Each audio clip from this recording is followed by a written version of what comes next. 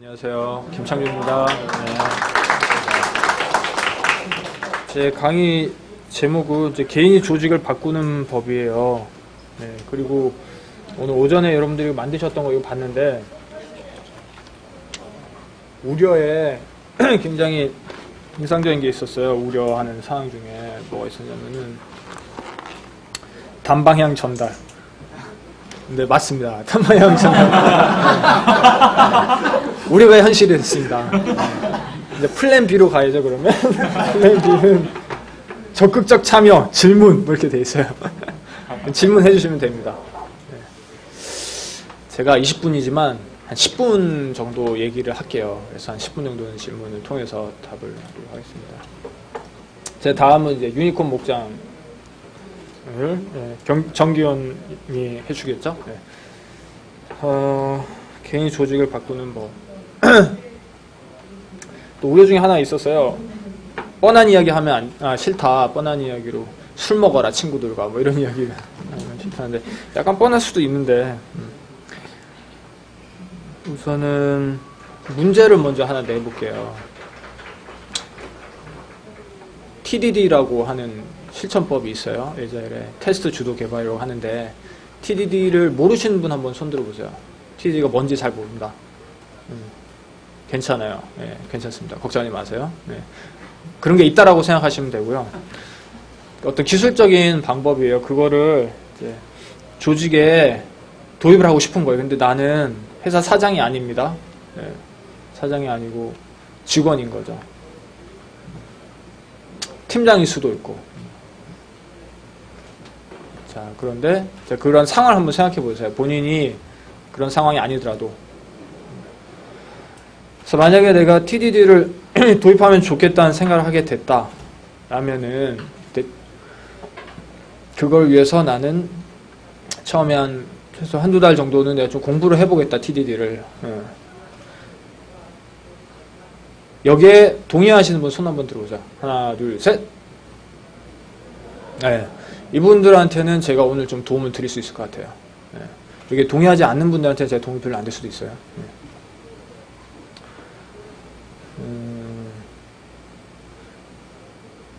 리스크라는 얘기를 많이 쓰죠. 그래, 리스크라는 말이 있고, 그다음에 불확실성이라는 말이 있어요.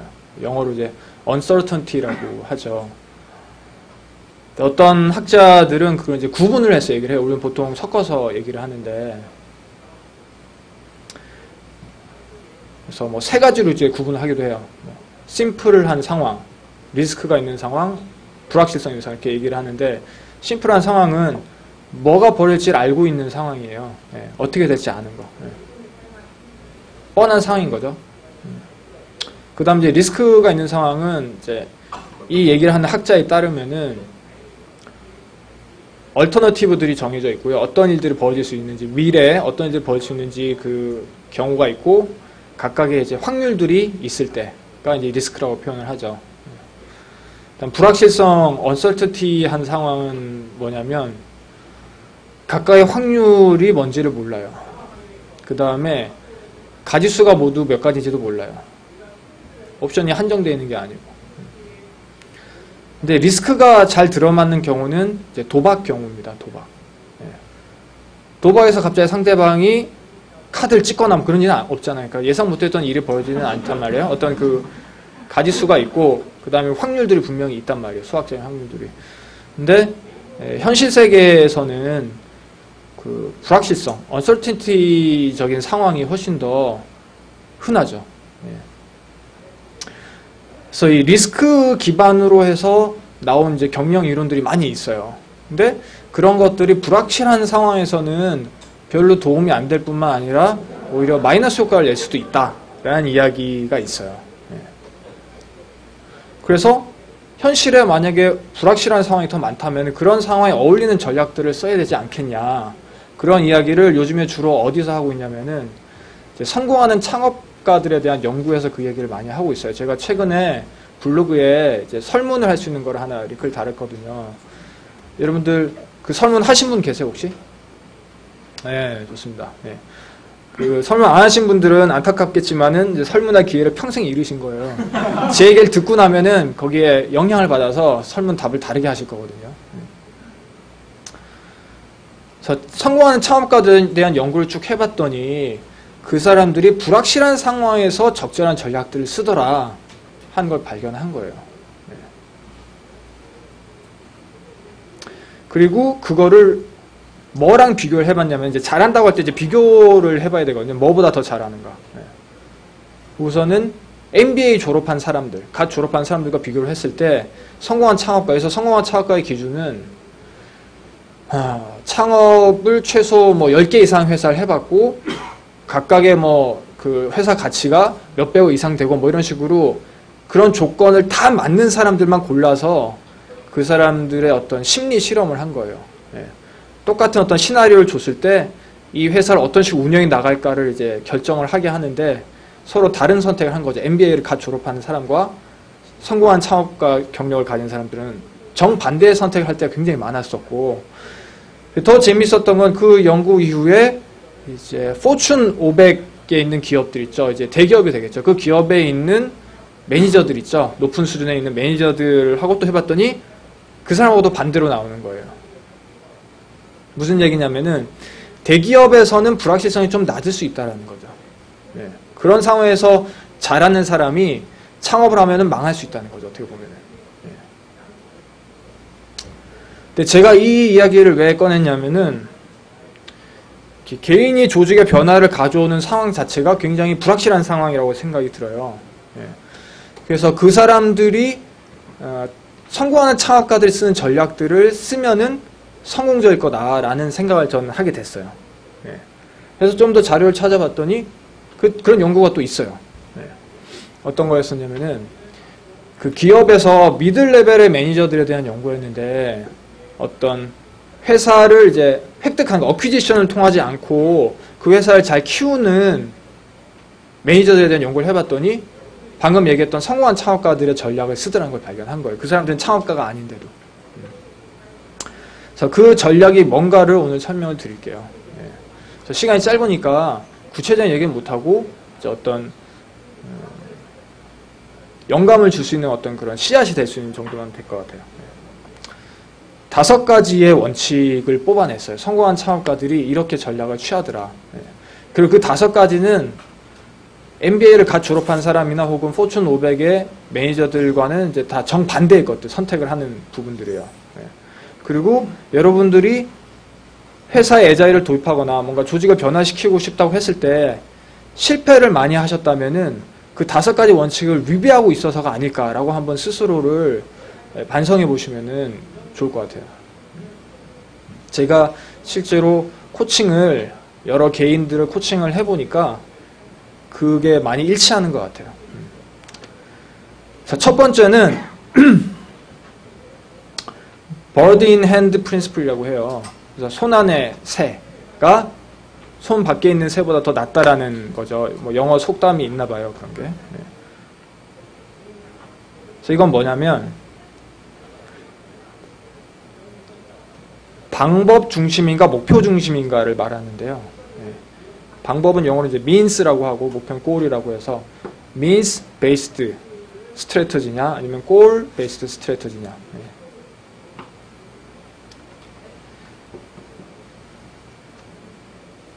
성공하는 창업가들은 먼저 MBA를 갓 졸업한 사람들은 어떻게 하냐면은 골을 먼저 정합니다. 어떤 골이 바람직한 골인가 그걸 찾아서 골을 정해요. 그 다음에 우리한테 가용한 수단들 중에서 이제 그거를 선택을 하는 거죠. 가장 옵티멀한 걸 선택하는 방법을 취하죠. 그래서 만약 여기 골이 있다면 골을 생각하고 그 다음에 방법들이 여러 개 있으면 방법들이 이제 화살표 이렇게 있으면 이 방법 중에서 어느 거를 할까를 찾는 거죠. 이게 MBA를 갓 졸업한 사람들이 하는 전략이에요. 근데 성공한 창업가들은 반대로 하더라는 걸 발견했어요. 어떻게 하냐면은 골을 생각을 안 하고요. 자기가 갖고 있는 방법을 먼저 생각을 해요. 그 다음에 그 방법들로 무슨 골을 내가 성취할 수 있을까를 상상을 해요. 역으로. 그래서 성공한 창업가들은 방법 중심의 전략을 취하는 거고요. 그 다음에 안정화된, 그러니까 미래가 어느 정도 예측이 되는 상황에 있는 사람들은 골 중심으로 전략을 하는 게 유리할 수 있겠죠. 그래서 조직의 변화를 도입하는 걸 예를 들면은 TDD 도입을 생각하는 거는 실패할 확률이 굉장히 높아요. 네. 왜? 네, 골 중심이기 때문에. 네. TDD 도입이라는 골 중심이기 때문에. 그래서 방법 중심으로 생각하려면은 굉장히 재미있는 좋은 팁이 있는데 What I know, 내가 아는 게 뭐냐?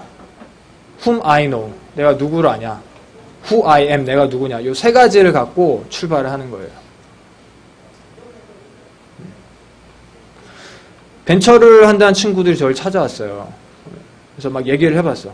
아이템이 뭐냐 했더니 키넥트를 써서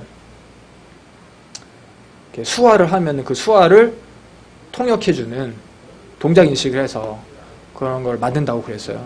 그래서 제가 물어봤죠. 혹시 너희 팀원 중에 벙어리가 있거나 말 못하는 분이 있거나 아니면 가족 중에 그런 사람이 있냐 했더니 없대요. 그러면 실패할 확률이 높다라고 얘기해줬어요. 왜냐하면 그거는 방법 중심의 전략이 아니거든요. means 내가 갖고 온 거, 내가 아는 거, 내가 아는 사람으로 출발한 게 아니거든. 근데 마찬가지로 애자일을 도입하려고 할 때도 내가 잘 모르는 TDD를 도입하면은 그건 실패하기 쉬워요. 내가 이미 잘 알고 있는 거, 내가 알고 있는 사람, 내가 누구인가 거기서 출발해서 이걸로 성취할 수 있는 게 뭘까를 거꾸로 생각하는 게 훨씬 더 좋습니다. TDD를 도입해야지 하면은 상황에 대처할 수가 없어요. TDD 도입이 잘 안 될 때. 오히려 내가 지금 갖고 있는 것들로 뭘 할 수 있을까를 생각하시는 게 더 좋은 전략이라고 생각합니다. 두 번째는 이제 크레이지 퀼트 프린시플을 해서 크레이지 퀼트는 조각보 같은 거를 말하는 건데요. 그거는 스테이크홀더들을 늘려나가는 거예요. 네. 조각보처럼 이렇게 여러 개 붙여서. 네. 그거의 반대는 경쟁 분석이죠. 경쟁사를 분석하는 건데 상황이 불확실할수록 사람들을 끌어들여서 내 편으로 만드는 게 훨씬 더 유리하다는 거죠. 네. 경쟁을 분석하는 것보다. 그래서 TDD 도입한 거 예를 계속 들면은 TDD 도입을 성공하는 사람들은 어떤 전략을 초기에 취하냐면은 스터디를 같이 합니다. 네. 실패하는 사람들은 혼자 합니다. 네. 스터디를 아까 손을 드셨잖아요. 처음에 한두 달 정도는 공부를 먼저 하겠다. 근데 한두 달 지나고 버리면요. 제가 TD에서 아는 게 더 많죠. 다른 사람보다. 그럼 그게 불리한 위치가 돼요. 도입하기에. 왜? 내가 더 알기 때문에 그게 불리해져요. 왜 그럴까? 다른 사람이 수동적이 되기 굉장히 쉽거든요. 내가 더 적극적이 되고. 그래서 초기부터 사람들을 같이 끌어들여서 네트워크를 만들어서 우리가 바람직하다고 생각하는 뭔가를 정하는 방향을 같이 정하면서 하는 게 조직의 변화를 만드는 데 훨씬 더 도움이 된다는 거죠. 내가 충분히 다 알고 나 스스로 확신이 들어야지 뭐 하겠다. 실패합니다. 왜냐면 그때 되면 그게 더 불리한 상태가 돼요. 도입을 하기에. 어떻게 생각하게 되냐면은 쟤들 모른다. 내가 가르쳐줘야 된다. 이런 생각이 들고 이 사람들은 저 사람이 잘 알지. 이건 저 사람 담당이지. 이렇게 생각하게 되는 경향이 있죠. 두 번째가 크레이지 퀼트. 첫 번째는 버드 인 핸드. 다음 세 번째는 affordable loss principle이라고 해요. affordable은 감당할 수 있다는 뜻이거든요.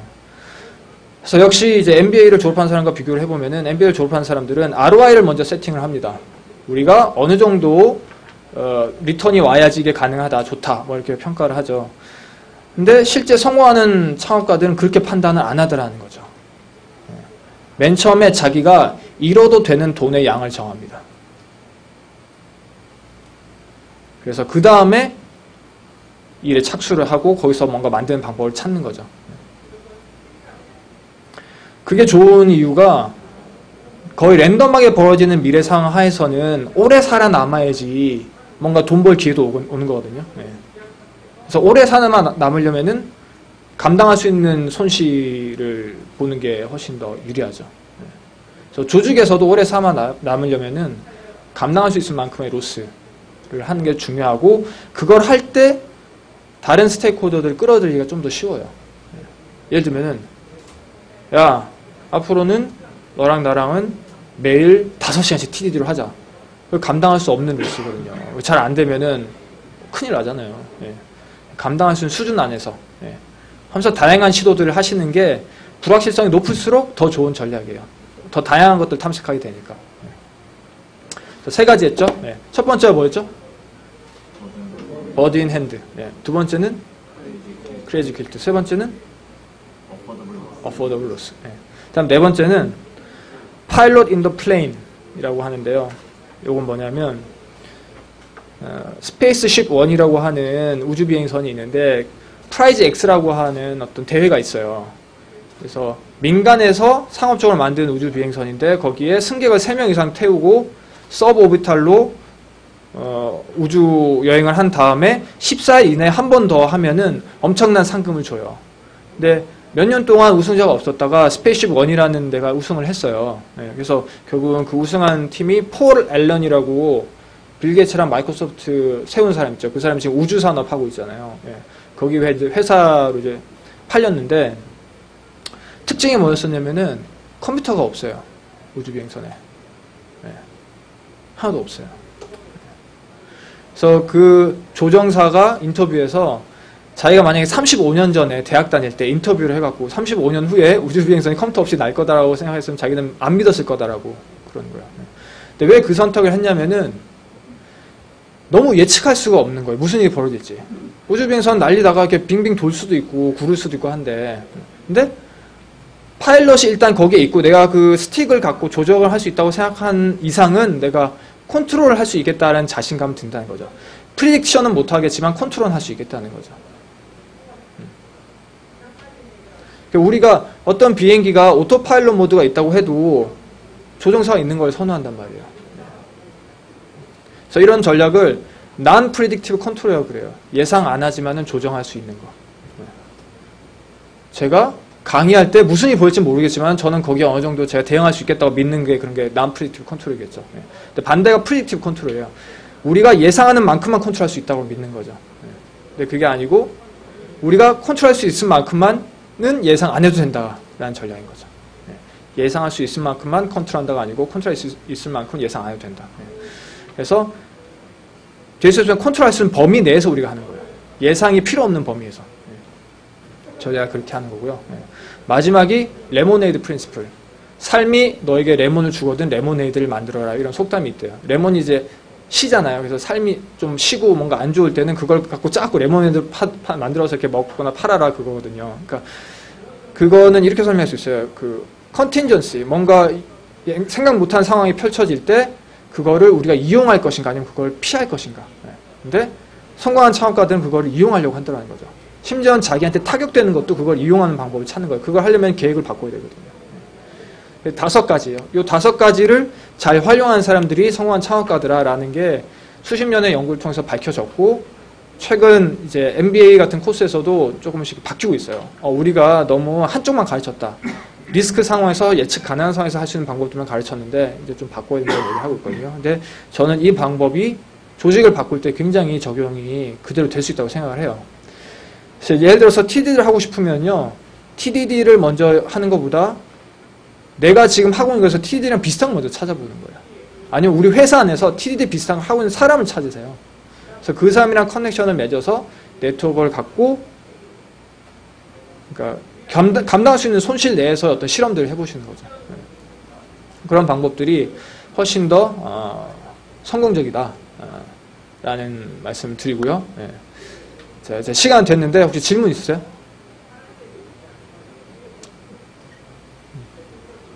아까 손을 드셨던 분들은 한번 다리 한번 생각해보세요. 내가 하는 전략들이 오히려 변화를 만드는데 마이너스 요소가 아니었을까. 그러니까 보통은 제가 코칭을 해보면은 조직에 애자일을 도입하려고 했지만 계속 실패하는 경우를 잘 보면요. 그 조직에 문제가 있다기보다 그걸 도입하는 사람한테 문제가 있어요. 그 전략 자체가 변화를 막는 전략을 자기가 쓰고 있는 거죠. 도입할 때. 예를 들면은 내가 일단 이걸 잘 알아야지 내가 변화를 시킬 수 있겠다고 생각하는 게 굉장히 비효율적이거든요. 오히려 반대로 작용을 해요. 변화를 안 되게 하는 대로 하고 또 TDD를 해야 된다고 딱 정해버리는 거. 그것도 굉장히 변화를 일으키는데 힘들어요. 작은 어떤 성공들을 만들어 나가야 되는데 그걸 하기 힘들거든요. 그래서 내가 갖고 있는 것을 출발하는 것이 굉장히 중요하죠. 질문은 나중에 BOF 시간 있으니까 그때 더 해주시면 될 것 같고 이제 기원님한테 다음 넘기겠습니다. 고맙습니다. 네.